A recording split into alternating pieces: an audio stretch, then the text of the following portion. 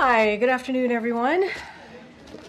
And so I'll say this, Americans out there, folks who are watching, who are not normally in the day-to-day of what's happening in this world, there is a comprehensive full comprehensive medical report on the website, whitehouse.gov.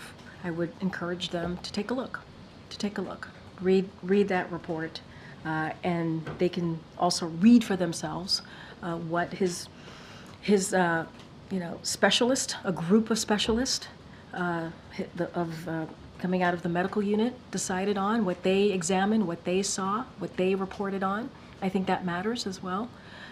It is a group of them that come together when it comes to doing their physical. It is extensive physical.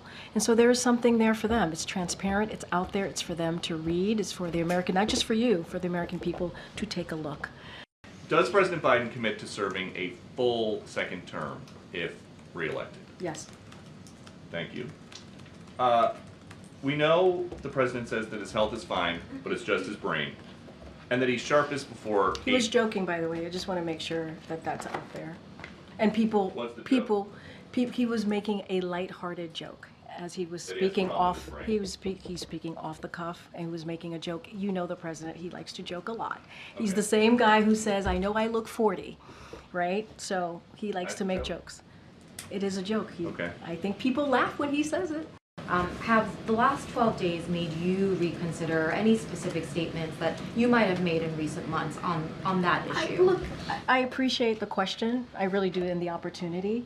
I think there has been moments here when I have said, and especially in the gaggle, I think, and actually yesterday, if I have, said, misled in something that I've said or haven't had the full information, I actually own up to that. And I actually say, I will do my best to get you the information. Hence the letter for Dr. O'Connor, right? And so I will, I've always said, I've always been committed to doing the best I can to give you the information that we have. That is a commitment from the team. It has been an unprecedented time. I think you guys could admit that, right? It is an unprecedented time. And so we are meeting the moment, a new moment that has never really existed before. And so we want to make sure that we get you all the information that we have. He had a bad night. We've talked about it. He understands people's concerns. We have been out there, as we have been in previous months, but out there obviously in the past 10 days, more than 10 days now, since the debate. And you see from his engagement with everyday people on the ground, you see him with congressional members who are showing their support, speaking on behalf of this president while we're on the ground in that respective state or commonwealth, being where we were in Pennsylvania on Sunday. And so we're just going to continue that. But look, what I can say is, look, we respect people's opinion. All right, thanks everybody.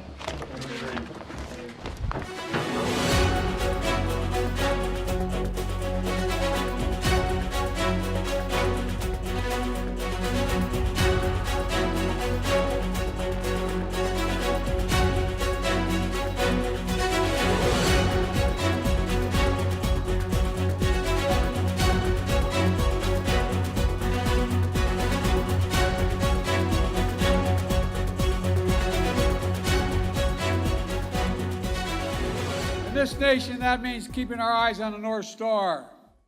The very idea of America, that we're all created equal in the image of God and deserve to be treated with dignity and respect our entire lives. We've never fully lived up to that, but we've never fully walked away from it either. And that's because of you and generations before you who led the church from slavery to freedom, always praying, always believing that joy cometh in the morning. You've never given up.